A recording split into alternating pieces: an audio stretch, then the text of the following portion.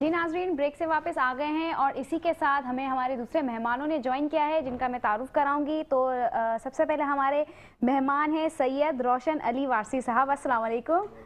जिनका ताल्लुक real estate से भी है, बिल्डर भी है, कंस्ट्रक्शन का काम भी चल रहा है। तो सर, हम आपसे जानेंगे कि ये सारी चीज़ें आप कैसे मैनेज कर रहे हैं, कैसे कर लेते हैं और आपकी क्या क्या और मसरूफियात है। तो सर, इसी के साथ मैं आगे फिर चलूंगी, दूसरे मेहमानों का तारुफ करवाऊंगी। दूसरी जो हमारी गेस्ट हैं वो है सहर जीशान, जो कि नात ख्वां हैं, अस्सलाम वालेकुम। उन्हीं के साथ मौजूद है अतीकुर रहमान, जो कि वो भी नात ख्वां हैं, अस्सलाम वालेकुम। बहुत शुक्रिया आप लोगों का हमारे प्रोग्राम में आने का। तो सर, मैं आपसे शुरुआत करूंगी कि रियल स्टेट और बिल्डर के हवाले से पहले करूंगी कि बिल्डर का जो है आपके जो कंस्ट्रक्शन का काम भी चल रहा है डीएचए में, तो वो कैसे आप मैनेज कर रहे हैं, पहले तो आप मुझे ये बताएं। सारी चीजें हर इंसान अपने काम को मैनेज कर रहा होता है, इसी तरीके से हम भी अपने कंस्ट्रक्शन के रियल एस्टेट के काम को मैनेज कर रहे हैं। और ये मैं समझता हूँ कि इस काम को इबादत समझ के करना चाहिए काम को जी। अच्छा सर, बिल्डर के काम को अक्सर जो है लोग गलत भी दे देते हैं, क्योंकि जिस तरीके से हम जो चीज़ चाहते हैं वैसी नहीं भी बन पाती, अक्सर ऐसा होता है। तो आप उसके बारे में क्या कहेंगे? देखिए, हर काम में या हर जो लोग भी काम करते हैं उसमें अच्छाई बुराई का पहलू हर जगह मौजूद है जी। ज़रूरी नहीं कि हर जगह पे कोई अच्छा ही काम कर रहा हो। इसी तरह से हमारे जो शोबे में कुछ लोग गलत भी होंगे, ज़्यादातर लोग अच्छे हैं। अब ये जो ख़रीदार है उसको चेक करना होता है कि भाई हम कहाँ पे बैठे हुए हैं, किस पे भरोसा कर रहे हैं, उसका रिकॉर्ड क्या है, हिसाब का रिकॉर्ड क्या है। तो उससे बच सकते हैं आप, मगर उसके लिए यही है कि आप लालच में ना आए। ठीक है। क्योंकि इंसान जो फंसता है ना, पूरी दुनिया में कोई भी आदमी कहीं फंसता है, लालच में फंसता है। लालच ना करें। आपको पता होना चाहिए कि अगर आपकी रेंज 2 करोड़ रुपए की है, 2 करोड़ की कोई चीज़ लेने जा रही है, तो आपको पता है यहाँ का रेट 2 करोड़ है। अगर वहीं पे आपको 1 करोड़ की कोई चीज़ मिलती है तो आपको ठनक जाना चाहिए कि 1 करोड़ में क्यों मिल रहा है, कोई ना कोई मसला है उसमें। देखिए, अगर वो 1 करोड़ की मिल रही है 2 करोड़ की चीज़, तो क्या बेवकूफ़ तो नहीं है कि वो एजेंट आपको 2 करोड़ की चीज़ 1 करोड़ में दे रहा है। समझे कि वो 1 करोड़ भी आपका जाने वाला है। ओके। क्योंकि वो 2 करोड़ की चीज़ में ये तो हो सकता है कि 5-10 लाख का फ़र्क हो जाए। हाँ। कि भाई वो 1 करोड़ 90 लाख की मिल जाए, 2 करोड़ 10 की मिल जाए, 1 करोड़ 85 की मिल जाए, ऐसा हो सकता है। ऐसा होता है। हाँ। मतलब ये जब 1 करोड़ का फ़र्क आएगा, ये मिसाल दे रहा हूँ मैं आपको। इसी तरीके से जहाँ लालच होती है तो वहाँ पर इंसान के फंसने के चांसेस बहुत होते हैं। मतलब टोटल 50% तो कोई भी डिस्काउंट नहीं देगा। कोई नहीं देगा ना, देगा तो वो से भी बोलेगा सर कोई मसला नहीं, सिर्फ ये छोटा सा मसला है। वो छोटा सा मसला जाके बहुत बड़ा मसला बन जाता है। फिर यहाँ तक क्या होता है कि वो बेचारा कहता है आखिर में जाके 2, 4, 5, 10 साल के बाद सर मेरे असल पैसे वापस कर दो। ये लालच होती है। हम ये करते हैं कि जब हम लोग काम करते हैं तो पहले तमाम डिपार्टमेंट से मुतमईन होते हैं कि हाँ भाई इसकी कोई डबल फाइल नहीं है, सारी चीज़ें क्लियर है, सर्च सर्टिफिकेट इसका निकला हुआ है, एनडीसी इसकी निकली हुई है, डिपार्टमेंट इसको क्लियरेंस सर्टिफिकेट देता है। उसके बाद हम अपने क्लाइंट को बोलते हैं कि अब आप इसको खरीद लें, अब हमारी जिम्मेदारी है। फिर उसके बाद जब उनका टाइटल क्लियर होता है उनको फाइल देते हैं, उनको बताते हैं जब भी कोई ट्रांजेक्शन करे तो अब मालिक से ज़रूर मिले। अच्छा। यहाँ ये होता है कि लोग जो है ना जाके एजेंट को पैसे देते हैं। हाँ, नहीं दिखाते, मालिक तो सामने आता ही नहीं है। मालिक आता है, बिल्कुल आता है। हमारे केस में तो हर केस में मालिक आता है। अच्छा। हम तो मालिक के बगैर डील ही नहीं करते ना। अपने क्लाइंट को बोलते हैं कि आप डील करो हमसे। उसको भी तो एतमाद देना है ना, वो पैसे लगा रहा है, वो बाहर से आया है और सिर्फ पाकिस्तानी है या लोकल है। वो हमारी शक्ल देख के हमको दे के जाएगा। अब हमें नहीं पता कि हम फ्रॉडी हैं या जेन्युइन लोग हैं। तो इसकी तसल्ली कौन करेगा? तसल्ली कौन? दुनिया में होता है ना, कई लोग ऐसे हैं कि कई एजेंसियां जो पैसे लेके भाग गई। हाँ बिल्कुल ऐसा है। अभी रिसेंटली आपने देखा कि लोग सोना लेके भाग गए। बिल्कुल 1 अरब का सोना लेके भाग गए। ऐसा ही है। वो लालच और किसी पे सुनार जो कि इतना होशियार होता है, वो सुनार भी किसी के हत्ते चढ़ गए। सारे सुनार जो ने उसके हत्ते चढ़ गए। उसने इतना एतमाद बनाया होता है, लोगों को उम्रे पे लेके जा रहा है, नमाजें पढ़ने लेके जा रहा है, इमामत खुद कर रहा है, और एक दिन सारा सोना 1 अरब का लेके निकल गया। एक लालच इंसान को कहां से कहां पहुंचा देता है। वो कह रहा है कि मुझसे ज्यादा ये कमा के देगा मुझे। भाई तुम्हारी भी दुकान है, तुम कमाओ जो तुम्हारे नसीब का होगा उतने का। उसने क्या किया कि अपनी दुकान पे रख के इनको प्रॉफिट देता था। उसने कहा हमारे पास तो काम हो ना हो, मगर ये तो यहाँ से तो पक्का प्रॉफिट आ रहा है। वही लालच उन्होंने उठा के अपने खानदान वालों को दे दिए। किसी के 3 करोड़ है, किसी के 5 करोड़ है, किसी के 10 करोड़ है। उसने अपने रिश्तेदारों को भी नहीं बख्शा। ऑफिस उसका किराए का, घर उसने बेच दिया। अब ये सारा उसका प्री प्लान पहले से करके बैठा था। सबसे पहले उसने एतमाद में लिया सबको। नमाज पढ़ता था और नमाज पे इमामत करवाता था। हम तो यही समझेंगे ना कि भाई एक अच्छा इंसान है, इसका दिल साफ है, नीयत साफ है। 25-30 साल से वो यही काम कर रहा है। आखिर में आके देखें उसने मुंह काला किया। अब यही एक मैसेज हम सबके लिए कि देखें ये मुल्क बहुत अच्छा है, मुल्क बुरा नहीं है। मुल्क में जो लोग बुरे हैं उनसे आप बचें। हाँ। बचने के भी तरीके हैं। आप लालच में आप जाएंगे तो यकीन माने आज निकल फंसेंगे। ऐसा आप जेन्युइन काम करें। आप बोले आपको कोई चीज़ मिलती है, सस्ती भी मिलती है, बोलते हैं पता आप हमें पैसे दे दें हम डील कर लेंगे। भैया बोले आपको क्यों दे दें, मालिक से मिलेंगे हम उनको देंगे, आपको आपका कमीशन देंगे, आपको सर्विस चार्जेस देंगे, यही होता है ना। सही है। अब सर्विस चार्जेस भी देने हैं मगर मालिक से भी नहीं मिलाना है तो उसमें कहीं उसकी नीयत ख़राब होगी। फिर कुछ आपको तो ये है। नहीं पता कि जिस जगह ये बैठे हुए हैं ये किराए की जगह है, ये इसकी अपनी जगह है, और हाँ, ऐसा इसका ही है। बैकग्राउंड क्या है, ये कहाँ का रहने वाला है, हमें तो कहाँ कुछ से पता ही नहीं होता ना, हम तो सिर्फ उसकी बातों में आ जाते हैं और हम अपना जो है सारी कश्तियां जला के उसके हाथों में रख देते हैं। वो गलत है ना। देखें ये मतलब अल्लाह ने अकल दी है ना हमको, तो ऐसा ही हमारा है। क्या फ़र्ज बनता है कि हम पहले अपनी तहकीकात तो करें। अच्छा, जिस जगह की प्रॉपर्टी ले रहे हैं वहाँ के डिपार्टमेंट में जाएं, चेक करें, वहाँ एक सर्च सर्टिफिकेट निकलता है, वो निकलवाएं। उसमें पता चलता है कोई कोर्ट केस तो नहीं है, इन्होंने किसी के साथ सौदा तो नहीं किया हुआ, इसमें कोई मसला तो नहीं है, इसकी म्यूटेशन हुई हुई है या नहीं हुई हुई। बहुत सी चीज़ें होती हैं जब सारी चीज़ों की, मगर कोई अच्छा आपका जानने वाला है, मालिक से मीटिंग करा रहा है, अखबार में उसका नोटिस दें, अखबार में नोटिस दे पूरा, बल्कि बयाना तो मैं कहता हूँ दे ही ना। अच्छा। आप लें जाके बोले भाई ये पूरा पेड़ बना हुआ है, मेरे नाम ट्रांसफर करें, पूरे पैसे ले लें। अच्छा, मतलब ये भी एक तरीका है ना। पता सही। चला वो एडवांस ही आपसे जो ना 1 करोड़ हाँ। रुपये ले लिया, 10 करोड़ की चीज़ है, 1 करोड़ का एडवांस लिया, 5 लोगों तो से लिया, ऐसा ही 5 होता करोड़ है, जमा हाँ। किया, भाग गया वो। ऐसा ही होता है। अच्छा सर, ये बताए कि आजकल जो है बिल्डर्स को भी भत्ते की पर्चियां आ रही हैं, तो आपकी तरफ कुछ ऐसे मामलात हैं? देखें अल्हम्दुलिल्लाह वो ऐसा अभी तक यहाँ नहीं है डीएचए में, लेकिन चल रहा है अब ज्यादातर ये चीजें ये बहुत अभी हो रही मैंने हैं। भी सुना तो है कि अल्लाह ताला सबको महफूज रखे, और इस पर कार्रवाई भी हो रही है, लोग उस पर बात भी कर रहे हैं, मगर मेरे ख्याल में जितना है नहीं उससे ज़्यादा उसका प्रोपेगेंडा किया जा रहा है। अच्छा, हाँ वो होंगे, जाहिर है, ये तो अभी कुछ से थोड़ी कुछ शुरू होंगे, से हाँ, ये तो अब चल वो रहा है। हाईलाइट थोड़ा अभी ज़्यादा हो गया। लेकिन कहते हैं कि बिल्डर्स की तरफ उन लोगों का जो है रुझान ज्यादा हो गया है। देखिए ये हर दौर में था, अच्छा, हाईलाइट अब हुआ है, ओके। हाईलाइट अब हुआ है। किसी ऐसा खास आदमी के साथ हो गया होगा तो अब वो मंदिर आम पे चीज़ें आ गई। यही होता है हमारे यहाँ, कुछ छोटी सी चीज होती है तो ये है कि हम उसको बढ़ावा देते हैं। अच्छा सर, मैं चलती हूँ नात ख्वां की तरफ, एक आप जो है नात पेश करें, फिर इसके बाद दोबारा जो मैं सर से सवाल करूंगी।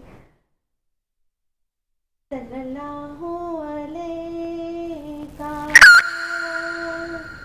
रसूल अल्लाह वसल्लम अलैका या माइक ऑन कर दे। हबीब अल्लाह। ऑन। मदीने की मट्टी है सबसे निराली। एक सेकंड, अच्छा ये थोड़ा सा हम ब्रेक की तरफ जाएंगे, थोड़ा सा टेक्निकल इशू आ रहा है, तो ब्रेक से वापस आके जो है हम नात करते हैं। देखते रहिए मुस्कुराती सुबह। मदीने की मट्टी है सबसे निराली, मदीने की मट्टी है सबसे निराली, मदीने में है सब जहानों के वाली, मदीने की मट्टी है सबसे निराली, मदीने में है सब जहानों के वाली। मदीने का पानी तो आबे शिफा है, वहाँ की हवा जिंदगी देने वाली, मदीने का पानी तो आबे शिफा है, वहाँ की हवा जिंदगी देने वाली। हुई होती पैदा जो दौरे नबी में, हुई होती पैदा जो दौरे नबी में, मैं दिन रात सुनती अज़ाने बिलाली, मदीने की मट्टी है सबसे निराली, मदीने में है सब जहानों के वाली।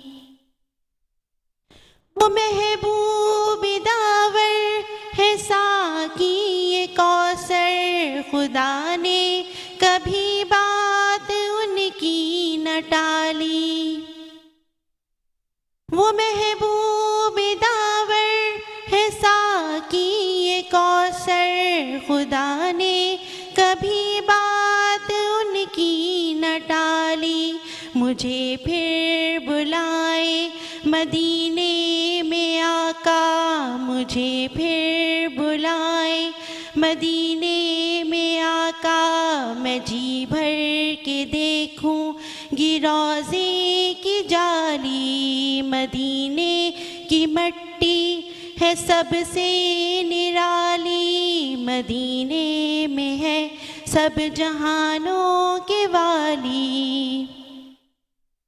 मुझे अपने कदमों में रख लीजिएगा, मैं आऊंगी एक रोज बनकर सवाली।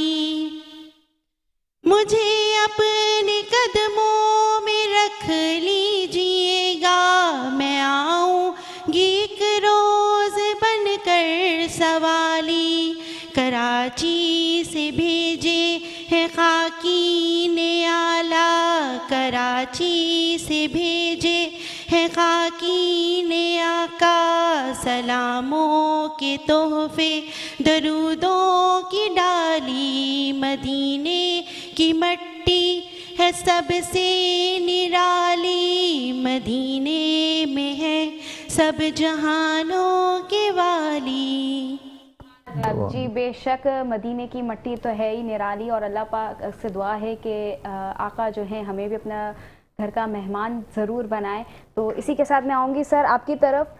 अच्छा सर, आप बताएं रियल इस्टेट के हवाले से, अच्छा मेरा एक पर्सनल सवाल है कि जो गेन टैक्स है उसका क्या मकसद है? क्योंकि देखिए सर, गेन टैक्स का तो ये होता है कि एक प्रॉपर्टी हमने ख़रीदी, उसे अब मैं अपना बताती हूँ एक्सपीरियंस। मैंने एक प्रॉपर्टी खरीदी, ठीक है, उसको मैंने जितने में खरीदी ना उससे कम रेट में मैंने बेची, तब भी मुझे 4.5% क्यों टैक्स लगा? उसमें मेरा क्या फ़ायदा? एक तो मेरे नुकसान मेरा वैसे ही हुआ, मुझे क्या फ़ायदा, और इससे आपको रियल इस्टेट पे क्या फ़ायदा मिलता है?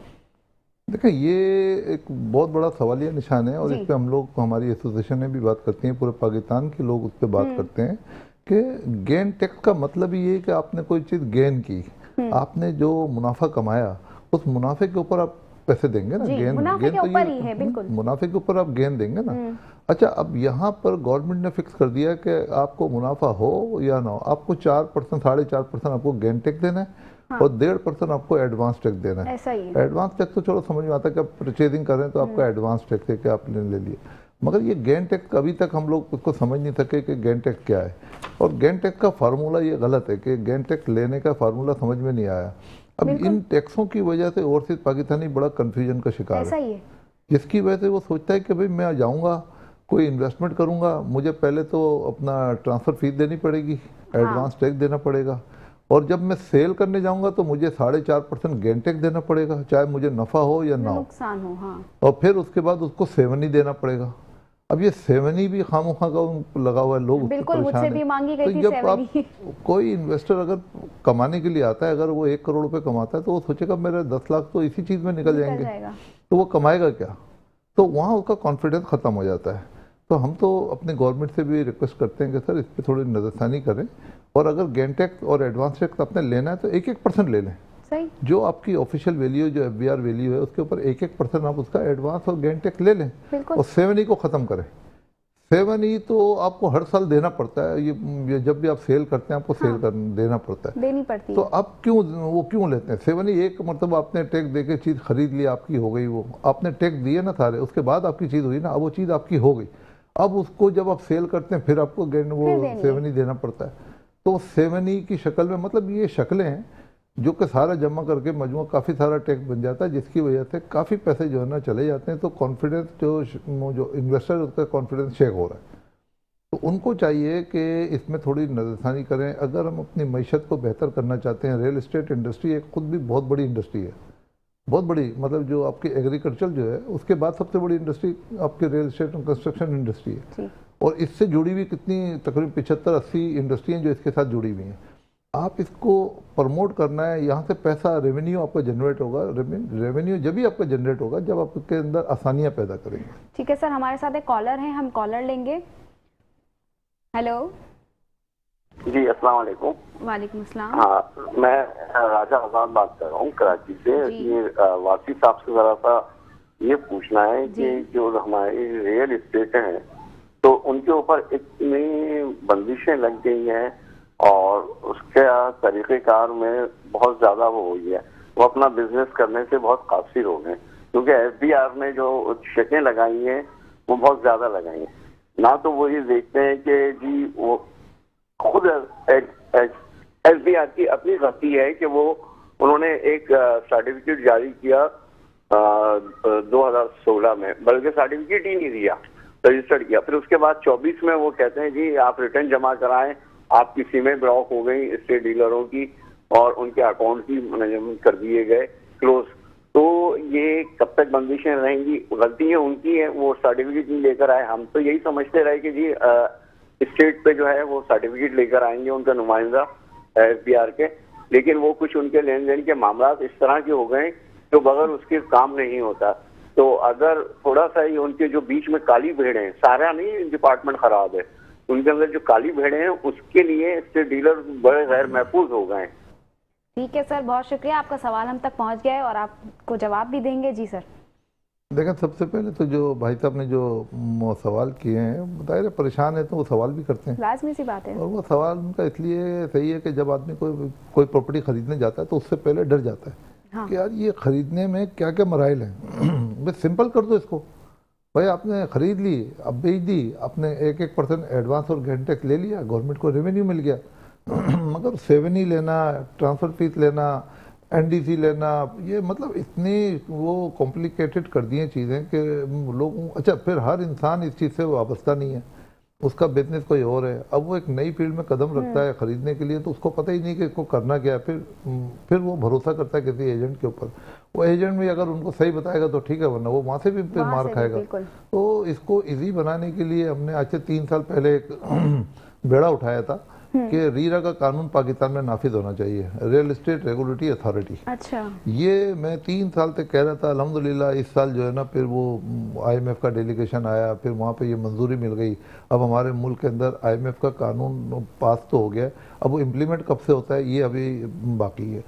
उसमें ये होगा कि मतलब आपके पैसे किसी के भी डूबेंगे नहीं, कोई किसी को पैसे फ्रॉड नहीं कर सकता, क्योंकि सारी शफाफियत होगी रीरा के कानून में। रीरा का एक डिपार्टमेंट होगा जो भी आप सेल परचेज करेंगे थ्रू रीरा करेंगे। अच्छा। वो ये सिस्टम खत्म हो जाएगा कि आपने जाके डायरेक्ट एजेंट को दे दिए, मालिक को दे दिए। आप मालिक को पैसे देंगे, मालिक का पे ऑर्डर बनेगा, मगर जमा जो है रीरा में होगा। ठीक है। और वो साहब भी कैश नहीं करा सकेंगे। अच्छा। जब तक के आपके नाम पे प्रॉपर्टी ट्रांसफर नहीं होगी, रीरा जिम्मेदार होगा। रीरा पे वो सारे पैसे सेलर को देगा, सेलर कि वो रीरा की जिम्मेदारी है कि वो परचेज के नाम पे ट्रांसफ़र करवा के दे प्रॉपर्टी। ये इतना बड़ा ये काम होने जा रहा है। अगर ये काम हो गया, समझ लें कि अदालतों में केसेस ख़त्म हो जाएंगे। ठीक है। और जज जितनी नफरी है ना जजों की, वो कम हो जाएगी और केसेस नहीं होंगे, क्योंकि ये प्रॉपर्टी के ही केसेस ज़्यादातर प्रॉपर्टीज के चल रहे हैं और ये इसी वजह से चल रहे हैं। अच्छा।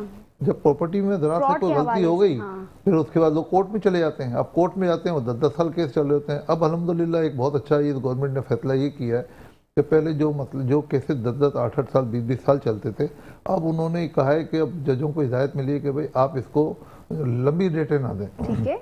बस आप केस चलाएं, अगर कोई इशू है तो उसको बोलो 2 दिन का फिर आओ, 2 दिन का फिर आओ, 1 हफ्ते 10 दिन के अंदर फैसला सुना रहे हैं। अच्छा। ये हो रहा है, मगर जब रीरा आएगा तो इसकी भी जरूरत नहीं पड़ेगी। ओके। ये कितना बहुत बड़ा काम है। और ये सारा काम, ये सारा क्रेडिट जो है वो हमारे जो फील्ड मार्शल साहब जनाब सैयद आसिम मुनीर साहब जो हैं, ये सिपह सालार हैं पाकिस्तान के।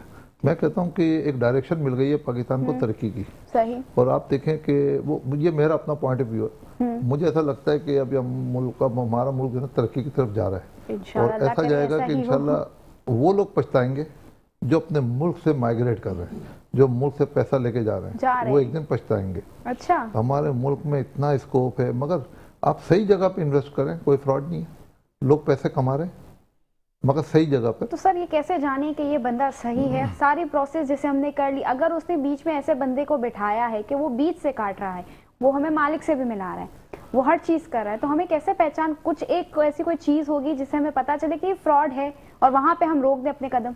2 करोड़ की चीज 2 करोड़ में मिल रही है, आप बोलो मेरी कंडीशन है कि मालिक से मिलूंगी, वो बोलेगा मैं 1.5 करोड़ में दिलाऊंगा, आप भी लालच में आ गई। हाँ, यार ये 1.5 में मिल रही है, अब मालिक से मिलाए ना मिलाए दे दो इसको पैसे, तो आपको फंसना ही फंसना है। आप बोले भाई मैं 1.5 में मिले, 2 में मिले, मुझे मालिक से मिलना है। अगर वो ना मिला है, समझ लो कोई ना कोई दाल में काला है। मतलब वो बातों में घोल करे कि कुछ देखिए, गड़बड़ वो तो है। देखिए हर आदमी अपने फन का माहिर होता है ना, हाँ यही ना। मगर वो जो सामने वाला जो है वो क्यों उसे ट्रैप हो रहा है, उसको चाहिए कि वो उनकी बातों में ना आए।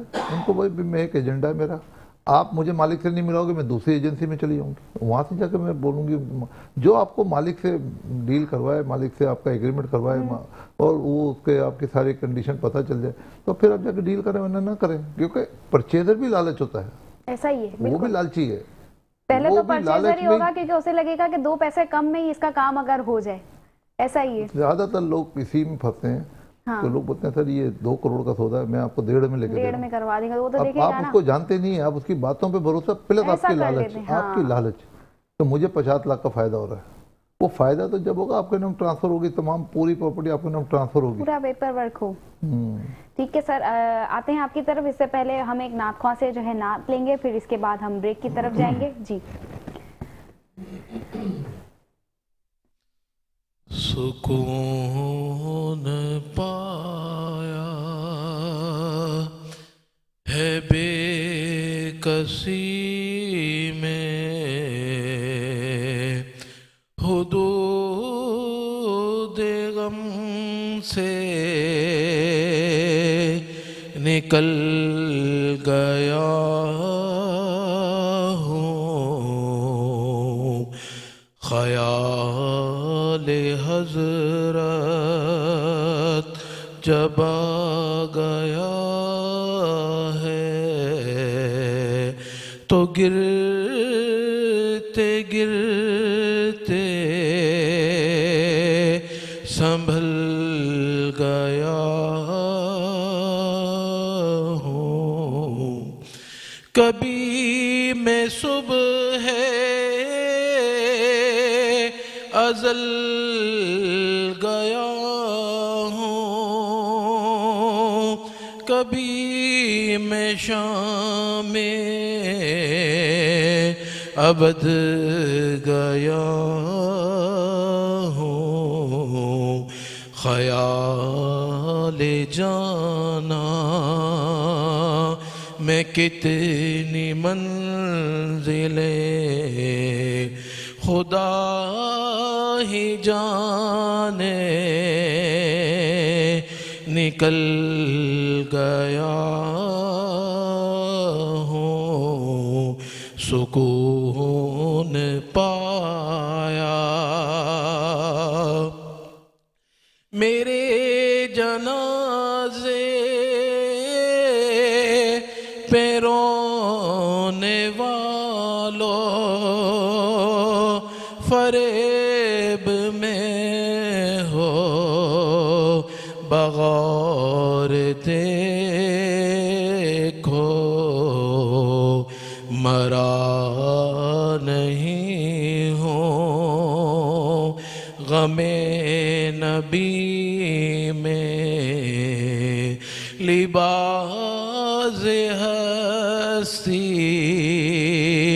बदल गया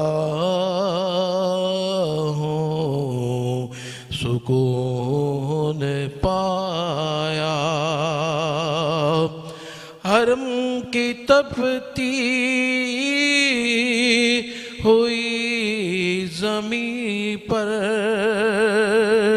जिगर बिछाने की आरज़ू थी, बहार खुल्दे बरी मिली तो बचा के दामन निकल गया हूँ। जी नाज़रीन, ब्रेक से वापस आ गए हैं हम। कलाम के साथ जो है ब्रेक पे गए थे और माशाल्लाह सुभान अल्लाह बहुत ही प्यारा कलाम उन लोग इन्होंने पढ़ा। अब इसकी तरफ मैं आऊँगी सर की तरफ। सर आप मुझे ये बताएं कि अब ज़्यादातर जो है जो प्लॉट्स वगैरह की जो भी डीलिंग होती है वो इन्वेस्टर वगैरह की होती है, लेकिन कोई एक मिडिल क्लास फैमिली अगर आती है जो वो अफोर्ड ज़्यादा नहीं कर पाती, तो उनको आप क्या रिलीफ देते हैं, उनको क्या बेनिफिट्स हैं? देखो, उनको मैं ये समझाना चाहता हूँ, उनको ये मैं कई मरतबा शो में ये बता चुका हूँ कि वो बेसिकली गलती क्या करते हैं कि वो फर्ज करें कि कोई चीज़ अगर 1 करोड़ की है तो वो 1 करोड़ जमा करने में लग जाते हैं। ऐसा ही है। अच्छा, वो 1 करोड़ जमा करते हैं, जब वो उनके पास 1 करोड़ जमा होते हैं तो वो चीज़ 1.5 करोड़ की हो जाती है। वो 1 करोड़ ज्यादा हो जाते हैं। ये अक्सर लोगों के साथ ऐसा होता है बिल्कुल। तो उनको मैं ये मशवरा देता हूँ, जो कि कई लोगों को मैं 30-31 साल से यही काम कर रहा हूँ, जी तो मैं लोगों को समझाता हूँ, जो लोग अमल करते हैं माशाल्लाह आज वो सब अपने फ़ायदे में, और वो आज दुआएं देते हैं हमको। बताएं। वो ये होता है कि फ़र्ज़ करें 1 करोड़ की चीज़ है तो हम ये कहते हैं कि हमारे पास कुछ ऐसे ऑप्शन होते हैं कि हम बुकिंग करते हैं। ठीक तो है। बुकिंग में 1 करोड़ की चीज़ है, 10 लाख रुपए 15 लाख रुपए अभी एडवांस दे दें और फिर आपको साल 1.5 साल का टाइम मिल जाता है। वो जो पैसे हैं 1 करोड़ के, वो आपने 1.5 साल में पूरे करने हैं। अच्छा तो आपकी प्राइस लॉक हो गई, ठीक है। तो आपकी चीज़ तैयार हो गई। मगर बुकिंग में ज़रूरी है कि आप मालिक से एग्रीमेंट करें। फिर अगेन फिर वही बात, सही। आजकल क्या होता है लाजमी कि है। वो लोग क्लर्क से एग्रीमेंट कर लेते हैं, साइन भी क्लर्क करता है, मालिक का पता नहीं होता, डॉक्यूमेंट पूरे लेते नहीं, बस वो कहते हैं हमें चीज़ मिल जाएगी, लोग पैसे दे के आते हैं। तो ये भी बहुत ज़रूरी है कि आप पैसे किसको दे रहे हैं। तो मालिक को पैसे दें, बुकिंग करें, और बुकिंग के ज़रिए आप अपनी मंजिल तक पहुँच सकते हैं। अब आपके पास पैसे थे, आपने एक चीज़ को बुक कर ली, इसका मतलब प्राइस लॉक हो गई। हाँ, मतलब आपने वही के वही चीज हमें उसी प्राइस में मिलेगी जो चल रहे थे वही रेट। उसके अंदर बाकायदा उसमें ठीक देख है। लीजिएगा कि जब बिल्डर आपसे एग्रीमेंट करता है तो उसमें चेक करें, पढ़ें कि उसमें एक्सेलेशन चार्जेस तो नहीं है। हाँ यही ना। क्योंकि देखें, अब अगर नहीं पढ़ेंगे, उसमें लिखा हुआ है, बिल्डर ने कोई चीज़ें ऐसी डाल दी जो कि आपको फंसा दिया, वो बोलेगा देखें मटेरियल महंगा हो गया, इसमें लिखा हुआ आपको पैसे देने पड़ेंगे। हाँ। देखें एक्सेलेशन चार्जेस, जो चीज़ें महंगाई हो गई उसके पैसे देने पड़ेंगे। अब क्योंकि अगर आपने जहालत का मुजाहरा किया और आपने उसको पढ़ा नहीं या साइन हाँ। कर दिए तो फिर तो देने पड़ेंगे। आप सिंपल उसको बोलें सर मैं यही पैसे दूंगी, इसको लिखें कि इसके बाद मैं कोई पैसे भी आपको नहीं दूंगी। ठीक बस है। जब तैयार होगा तो उस वक्त ना मैं बिजली के, अगर बिजली के पैसे हैं तो हर चीज़ तय करें कि हाँ। बिजली के पैसे हैं तो कितने हैं, क्यों उस वक्त अभी इसका माल बिक नहीं रहा, तो वो अभी आपकी सारी बात मानेगा। हाँ 6 महीने बाद सारा माल बिक जाएगा, वो आपको पहचानेगा भी नहीं। अब वो सोचेगा इसे और कैसे पैसे निकालो। हाँ। तो सारा काम होता है जब फर्स्ट टाइम जब Paperwork। आप एग्रीमेंट कर रहे होते हैं तो उसमें ये सारी कंडीशनें पहले डलवा दें कि बाद में आप भी पाबंद हैं, वो भी पाबंद है उसको फुलफिल करने में। अगर आपने नहीं किया तो आपसे वो देखा अब तो 2 करोड़ का हो गया, बोलेगा देखें मैडम हमने 1 करोड़ का बेचा था, अभी आपको पता है कितनी महंगाई होगी, हमको हाँ, तो कुछ ऐसा ही बचा ही है, नहीं। होता है। आप तो 50 लाख रुपए आपको और देने पड़ेंगे, 25 लाख बिजली के देने पड़ेंगे, डॉक्यूमेंट के देने पड़ेंगे, प्लस वो जो मटेरियल महंगा हुआ उसके पैसे देने पड़ेंगे। तो ये चीज़ें थोड़ा सा मैं लोगों को ये अपने इस प्लेटफॉर्म के जरिए लोगों को बताना चाहता हूँ कि आप इन चीज़ों पे ख्याल करें। आपको अगर घर बनाना है बन जाएगा, 2 साल में मिल जाएगा, मगर आज अब बुनियाद रखें। अगर नहीं समझ में आता मेरा नंबर दे दें उनको, मैं उनको राह बता दूंगा। आपके पास 50 लाख हैं, 60 लाख है, 70 लाख है, 80 लाख है, 1 करोड़ है, आपको सिर्फ 10-15 लाख, 20 लाख, 25 लाख ही देने हैं। ठीक है। उसके बाद आपको ग्रेजुअली पैसे देने हैं। मैं आपकी ये रहनुमाई कर सकता हूँ कि उसके अंदर डलवाऊंगा ऐसे दिखला दें कि भाई आपने और पैसे इसके अंदर देने नहीं है, बिल्डर पाबंद होगा। अगर बिल्डर करेगा हम बताएंगे आपने गलती कर रहे हो। मटेरियल फिर हमें वही मिलेगा जो लिखा हुआ वो होगा। तो देखें, वो तो हर चीज़ स्पेसिफिकेशन में लिखी हुई है कि ये टाइल लगेंगे, ये केबिल लगेगी, ये लिफ्ट लगेगी, ये चीज़ होगी, हर चीज़ उसमें स्पेसिफिकेशन में होती है। दोनों पार्टियां साइन करती हैं। मैंने कहा ना कि उस ये एक बहुत बड़ा डिपार्टमेंट है, उसके लिए कोई अच्छे ईमानदार इंसान की ज़रूरत है आपको।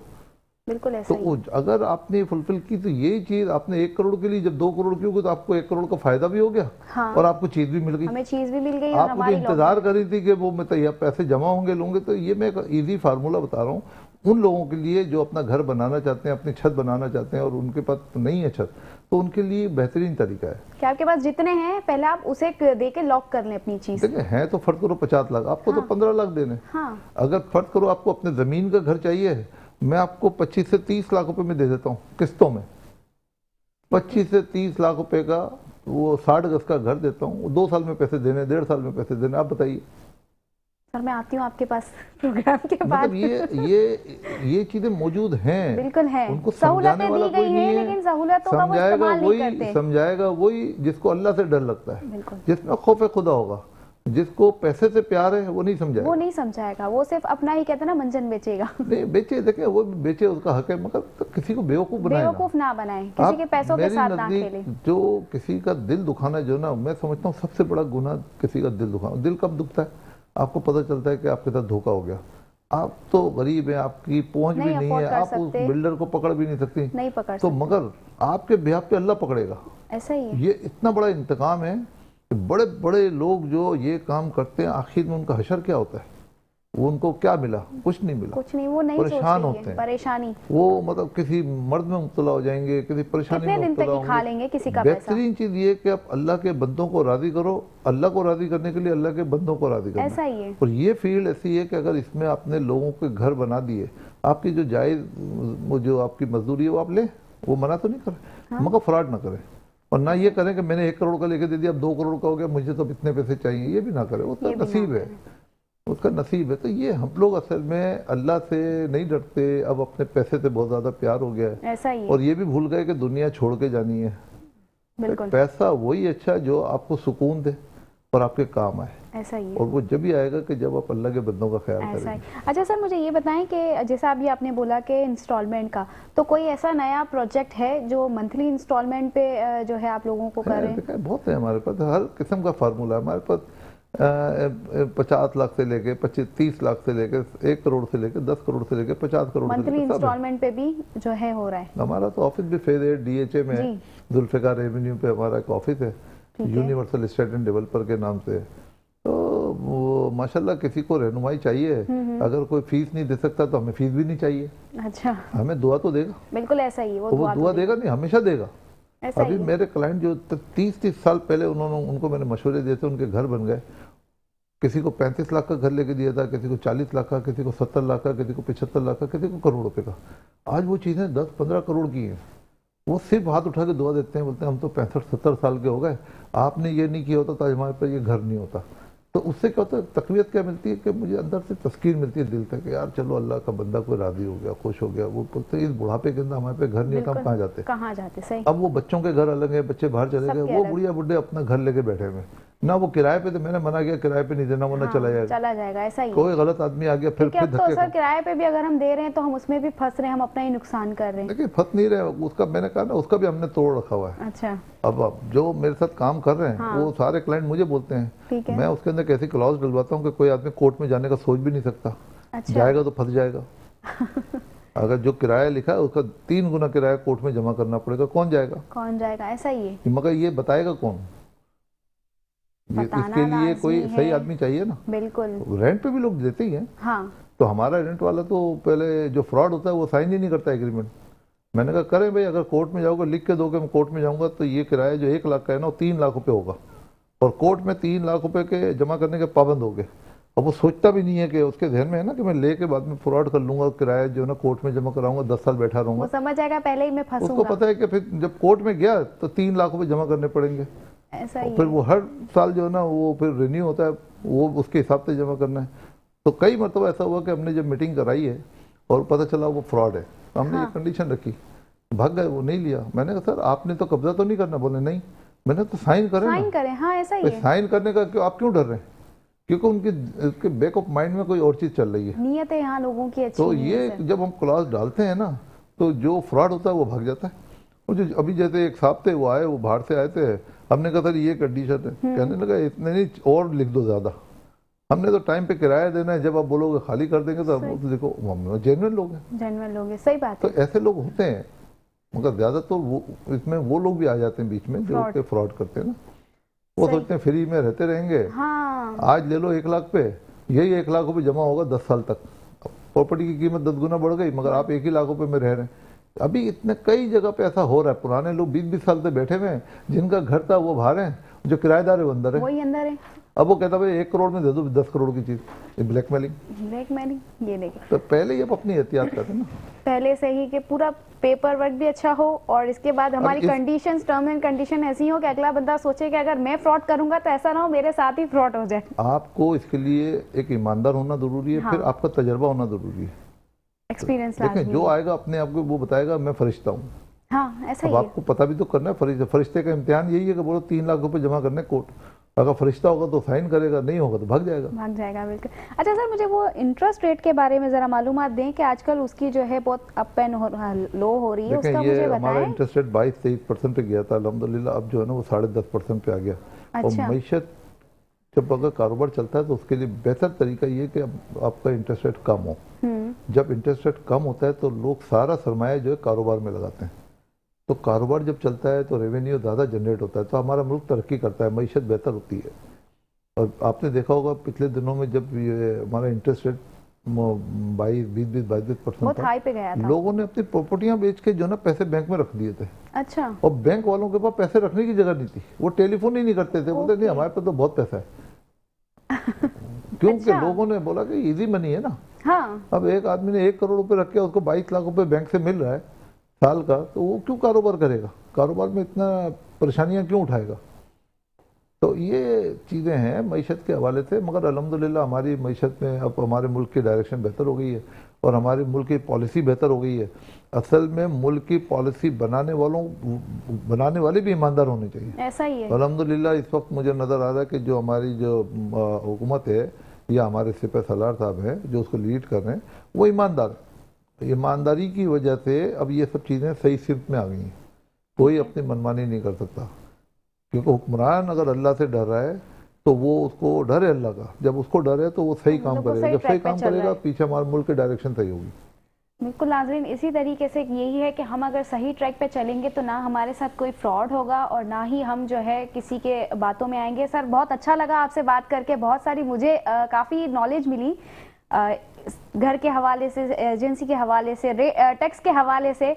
तो सर आपका बहुत बहुत शुक्रिया, अच्छा लगा, और आप लोगों का भी बहुत बहुत शुक्रिया। तो नाज़रीन हमारा जो है वक्त ख़त्म हो रहा है, बातें रुक जाती हैं लेकिन वक्त तो निकलता रहता है, उसने ख़त्म होना है। तो जाते जाते हम जो है एक पैगाम लेंगे सर आपसे, आप एक नात पेश करें, इसके बाद जो है हम इजाज़त चाहेंगे हमारे नाजरीन से। खुदा की अज़मतें क्या है, मोहम्मद मुस्तफ़ा जाने, मकामे मुस्तफ़ा क्या है, मोहम्मद का खुदा जाने।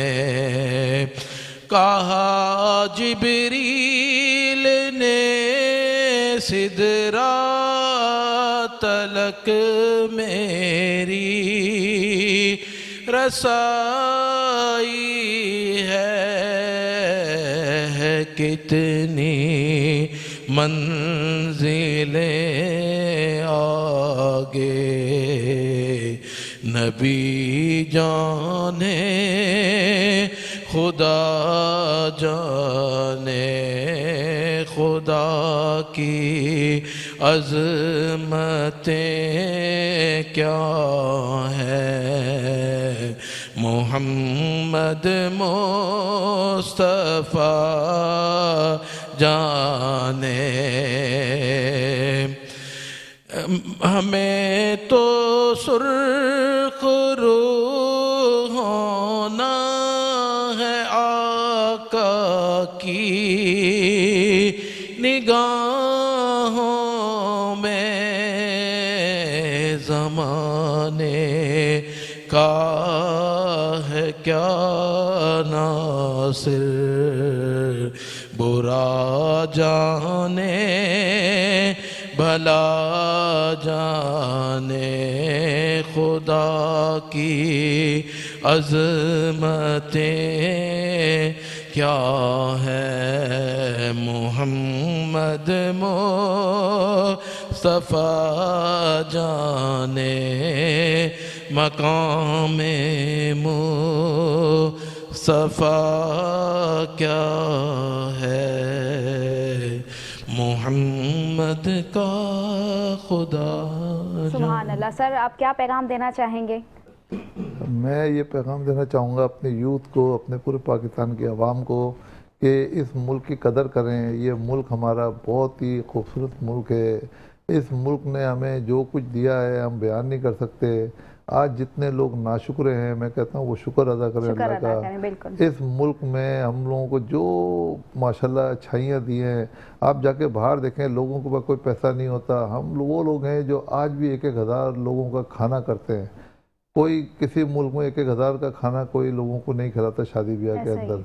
तो हमारे मुल्क की कदर करें। यूथ को कहता हूँ कि वो कारोबार अपना करें, नौकरी पे ज़्यादा फोकस ना करें, अपना कारोबार करें अगर तरक्की करनी है। जी नाज़रीन, बहुत अच्छा पैगाम दिया सर ने हमें, तो उम्मीद करती हूँ कि हम इस पैगाम को सुने और इसी पैगाम की तरफ चलें। तो नाज़रीन, अब वक्त होता है ख़त्म और मुझे इजाज़त दीजिए। मिलते हैं अगली सुबह नए मेहमानों के साथ। देखते रहिए मुस्कुराती सुबह।